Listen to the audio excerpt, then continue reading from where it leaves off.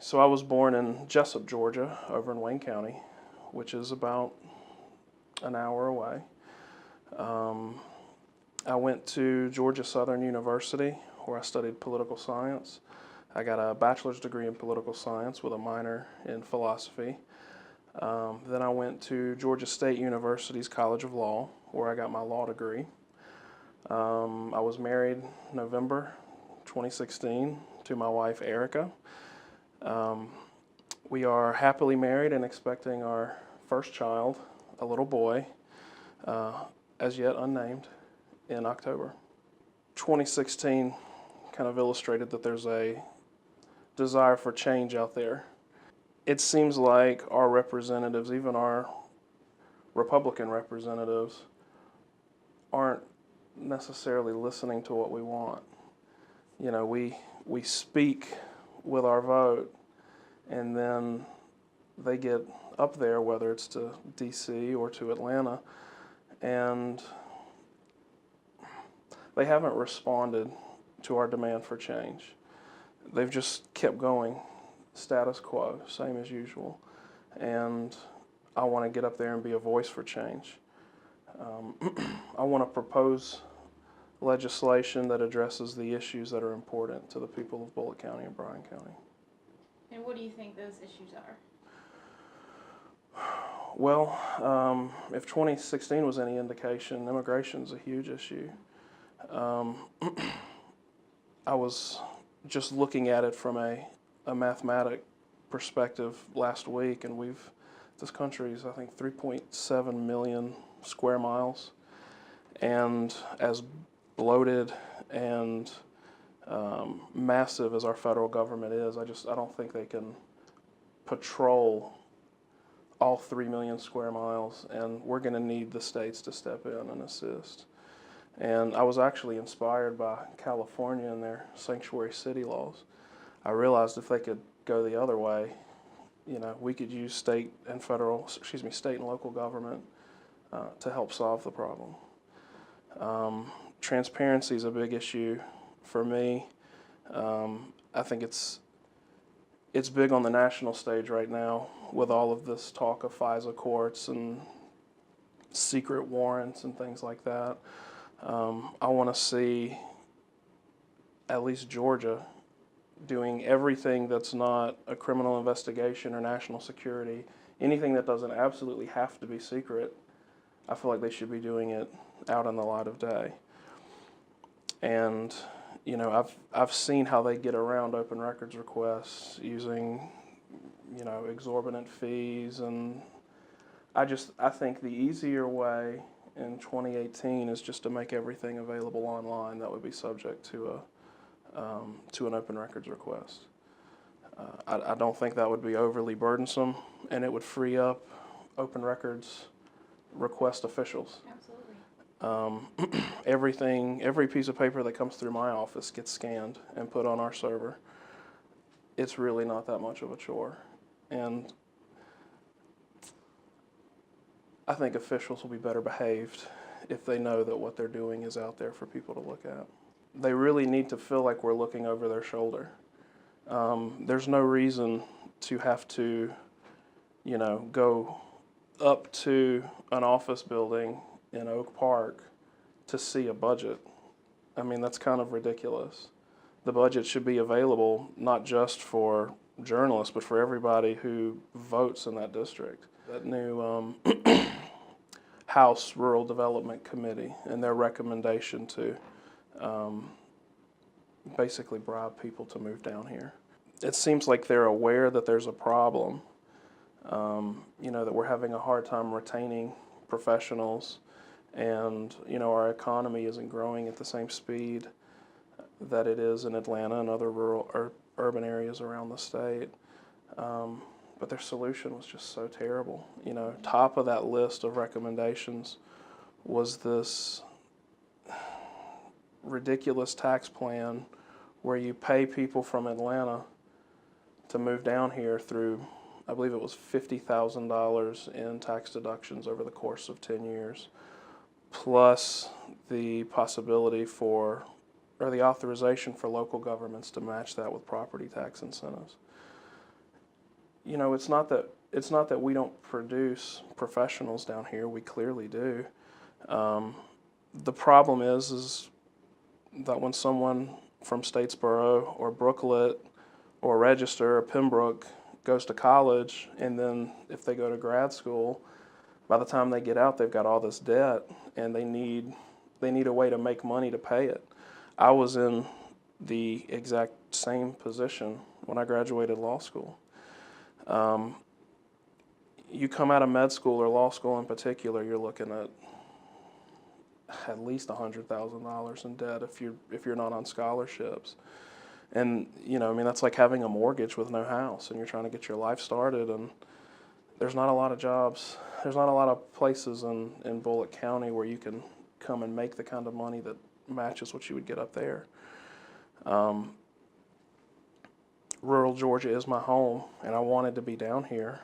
But looking at $1,000 or $1,500 a month right off the top for student loans made me feel like that wasn't an option. Luckily, although it didn't feel like luck at the time, I got laid off from my firm in Atlanta, and I finally had the courage to come down here and just set up shop. But it's tough, and I would like for the state to offer assistance to, our local guys and girls who go off to college, for them to come back home. What kind of assistance? My inclination would be towards student loan assistance.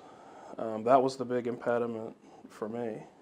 And even if you're not a doctor or a lawyer, I mean, you come out with an engineering degree or a business degree, you're still probably looking at tens of thousands of dollars in debt.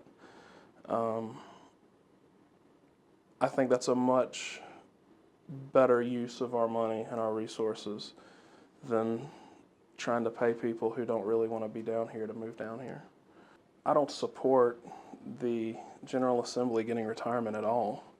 It's a part-time job.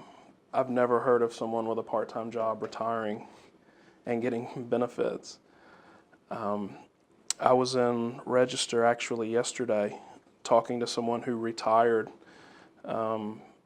after working for the state of Georgia, and she told me that state employees haven't received a cost of living increase since 2007. This just stinks all the way around. First of all, taking a part-time job and getting to retire from it, I think, is outrageous. And then giving yourself an increase. I think it cost us $400,000 this first year to pay this new retirement increase for our part-time legislators. I think that's ridiculous. And then to do it in the face of these state employees who we're not taking care of and who haven't seen a retirement increase in 10 years. My duty would be to represent the interests of the people in northern Bryan County and southern Bullitt County. It would be to introduce legislation where there's a problem that needs to be addressed, and to vote in the interest of the people down here. I would need to listen to the constituents. When I go around and talk to people, I give them my phone number so that they can call me, and if I was elected, that would continue. I look forward to hearing from people, and really I need their guidance to know what's actually going on around here. Well, anything that I could get invited to, I would like to attend. Sometimes people, they may not be motivated to pick up the phone, but if they see you with something, it's enough for them to bend your ear and let you know what's going on. The GOP functions, I think are a big one, because people who are politically motivated, that's one way that they get involved. And I've been involved in the local party for Bullitt County for over 2 years now, with the exception of Rick Allen and maybe a couple of others a few other times. It's rare to see an elected face there.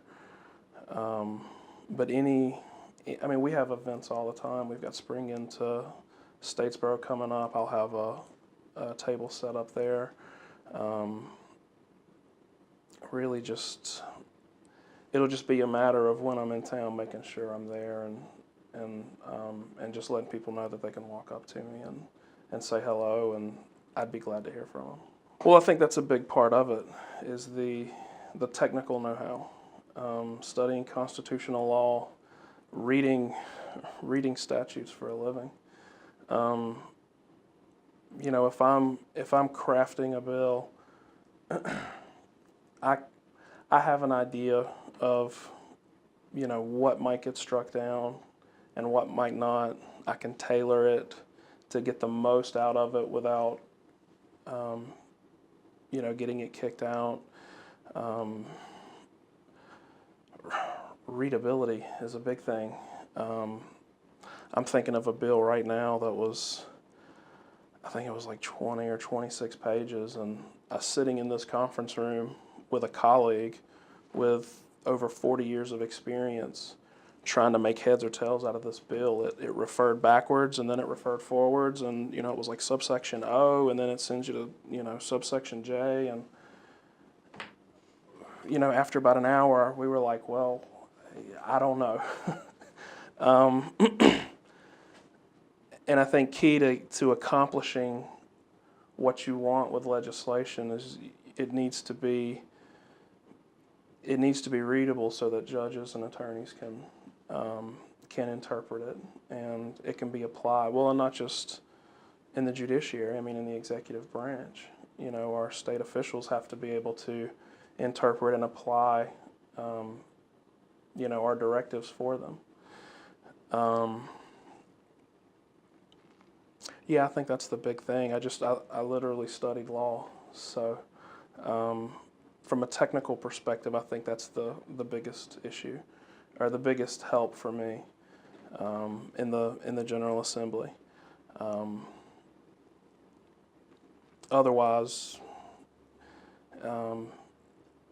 you know, I think non-lawyers are perfectly capable of recognizing problems and proposing solutions. It's just a matter of converting that proposed solution into a legislation that can actually get things done. People have certain ideas about attorneys that, you know, we've got a lot of money and we're ruthless, and I would want the people of Bullitt County to know that that's not me and that's not my background. I grew up poor in Wayne County, Georgia. We lived in a double-wide trailer. My dad, with just a high school diploma, he actually pulled us out of poverty and firmly into the middle class. I've worked most of my life. Really, the week I turned 16 on, I've had some kind of job.